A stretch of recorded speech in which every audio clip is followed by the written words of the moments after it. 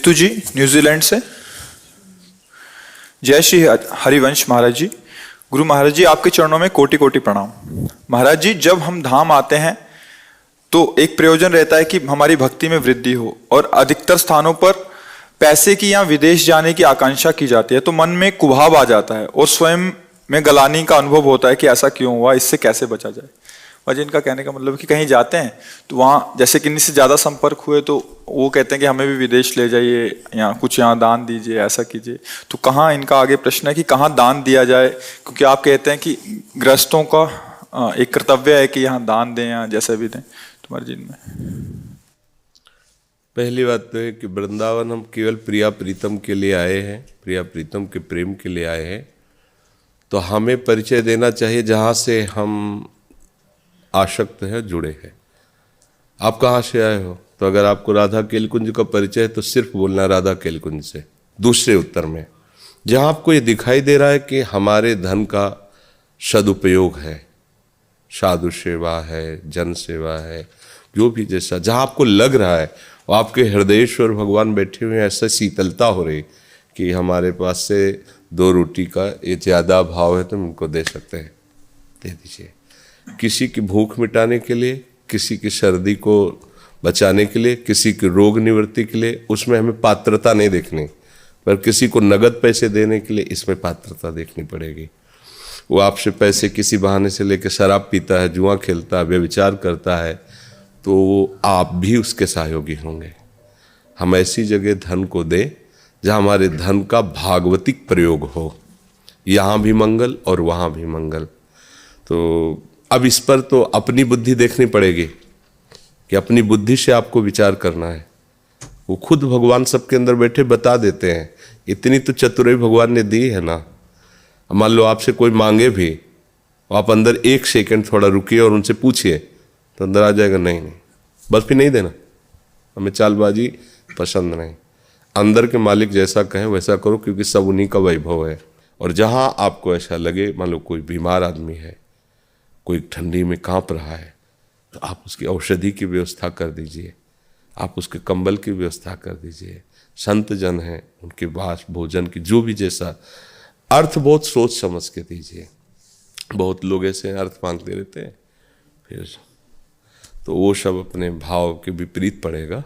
हाँ, जो मनावे श्री जी को भोग लगाओ, एक मतलब अपने को छुपा के रखो, अपने को संभाल के रखो। डॉक्टर सपना जी जयपुर से। पूज्य गुरुदेव भगवान, आपके चरणों में कोटि कोटि नमन। गुरुदेव, श्री जी की कृपा से मेरी शरणागति को 2 महीने पूर्ण हुए हैं। मेरा प्रश्न यह है कि मैं पेशे से दंत चिकित्सक होने के नाते कुछ ऐसे मरीजों के दंत रोग का उपचार भी करना पड़ता है मुझे, जो अपना इलाज मांसाहार अभक्ष पदार्थ के सेवन हेतु करवा रहे हैं। ऐसे मरीजों से प्राप्त इलाज शुल्क को धार्मिक कार्यों में लगाया जा सकता है नहीं? तो कैसा महाराज जी, कुछ ऐसे आते हैं जो अभक्ष पदार्थ खाते हैं और उनका जो पेमेंट देते हैं वो फीस देते हैं, उसको क्या हम धार्मिक कार्य में लगा सकते? आपका तो कार्य आपके सामने मरीज आता है और सात्विक है कि वो राजसिक है कि तामसिक, आपको इससे तो मतलब नहीं है। आप उस कष्ट निवारण के लिए डॉक्टर हैं, तो चाहे चोर आवे चाहे साधु आवे, काम तो आपका दोनों का एक ही है ना, कष्ट निवारण करना। और उसके अनुसार जो आप फीस लेती हैं वो आपकी धर्म में हुई। आपके उसके जीवन से क्या तात्पर्य? आपका उससे कोई संबंध, किसका प्रश्न? आपका उससे कोई संबंध तो है नहीं ना। आपका तो सिर्फ दंत चिकित्सा से है। अब किसी का भी दांत दर्द करे तो आपको उसको चिकित्सा करना, उसकी भेंट ले लेना, तो उसमें कोई वो क्या करता है मैं उससे संबंध नहीं। अगर हम उससे कोई संबंध बात हो तो उस पर विचार करें। हमारा केवल संबंध दंत चिकित्सा से है और हम अपनी चिकित्सा में जो खर्चा होता है उसकी हम पेमेंट ले रहे हैं, हमें उससे मतलब नहीं। वो दैत्य हो या देवता हो, राक्षस हो या मनुष्य, हमें उससे मतलब नहीं। हम उतना कार्य केवल कर रहे हैं, वो क्या कर रहा है हम उसके पैसे नहीं ले रहे, हम क्या कर रहे हैं हम उसके ले रहे हैं।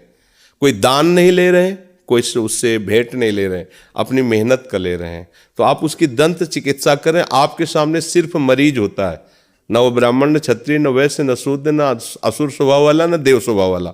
आपके सामने मरीज आया है और आप उस मर्ज की दवा करें, उसकी भेंट ले रहे, कोई का बात नहीं। अब वो आपका चाहे धर्म में लगाइए, अपने प्रयोग में कीजिए, वो आपका विषय है। अब अगर कोई ऐसा केस होता कि आपके ऐसा करने से वो पापाचरण और करेगा, फिर उस पर विचार होता। कि ऐसे वो पुष्ट होगा तो फिर ऐसा पापाचरण करेगा, ऐसा करेगा, अगर वो पुष्ट ना हो तो पापाचरण नहीं करेगा, उस पर विचार किया जा सकता था। अब ये ऐसा है कि इससे भोजन, अब वो कुछ भी भोजन, वो तो उसका स्वभाव है, हमारा काम है वो मरीज आया है, भगवान मरीज रूप से आए हैं और वो हमारी चिकित्सा का विषय ये है दंत, तो मुझे वो करना है, उससे जो लाभ प्राप्त होता है, मान लो जो आपने पढ़ाई लिखाई की है, परिवार का पोषण करना है, धर्म से चलना है, तो जो आप कार्य कर रहे हैं, अब जैसे किसी का एक्सीडेंट हो गया तो हम पहले उसे पूछेंगे यार तुम धर्मात्मा हो कि दुरात्मा हो, महात्मा हो, क्या हो? पहली बात है इस समय तुम्हारी सेवा करना हमारा कर्तव्य है। उठाए उसको अस्पताल ले जाए, उसकी दवा कराए। डॉक्टर पूछेगा कौन जात के हो, क्या है, कितना पढ़े लिखे हो, ये तो नहीं, वो तो सिर्फ देखेगा टांग टूटी कि हाथ टूटा है, और जिसका वो सर्जन हो उस बात को करेगा। ये सब बातें व्यवहार में संबंध बनाने के लिए हैं, लेकिन सेवा करने के लिए नहीं है। अगर घोर पापी भी तड़प रहा है, हमको उसकी जरूरत है उसकी सेवा की, तो हम कर देंगे। उस समय हम उसे पापी नहीं देखेंगे, उस समय हमारा सेवा का कार्य भगवान ने दिया इसलिए हम कर देते हैं। हमें नहीं देखना कि पापी मरने दो, नहीं नहीं, हम क्या जाने पापी पुण्यात्मा कौन क्या है। तत्काल हमें सेवा मिली, हमें सेवा, जब हम कुत्ते की सेवा कर सकते हैं, पशु की सेवा कर सकते हैं, तो मनुष्य की सेवा, उसका आचरण क्या है वो जाने, हमारा उस समय वर्तमान में कर्तव्य क्या है ये हम जाने। महाराज जी, जो वहां से धन मिलेगा उसको हम धर्मार्थ कार्यों में लगा सकते हाँ, कि वो धर्म स्वरूप ही है, क्योंकि आप उसके धर्म अधर्म से मतलब नहीं रख रहे।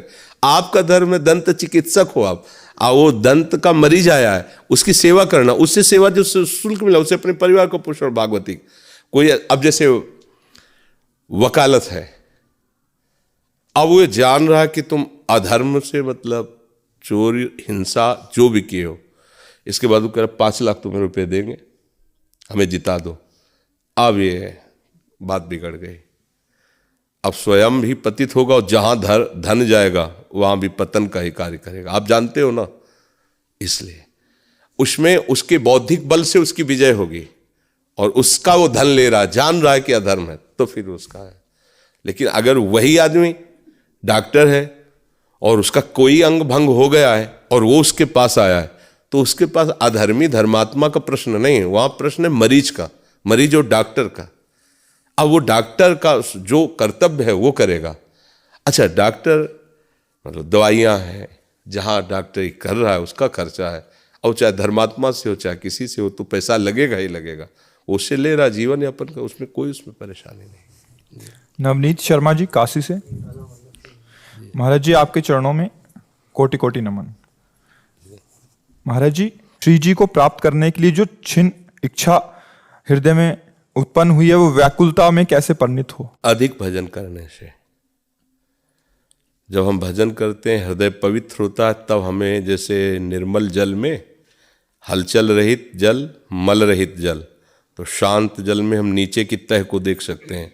ऐसे जब हमारा अंतःकरण निर्मल होता है, चंचलता रहित होता है, चंचलता रहित का मतलब बार बार जो विषयों में संकल्प विकल्प होता है, विषयों का चिंतन होता है, और मल का मतलब विषय आकर्षण, विषयों में सुख बुद्धि है, ये मल है, बार बार विषयों में जाना ये चंचलता है।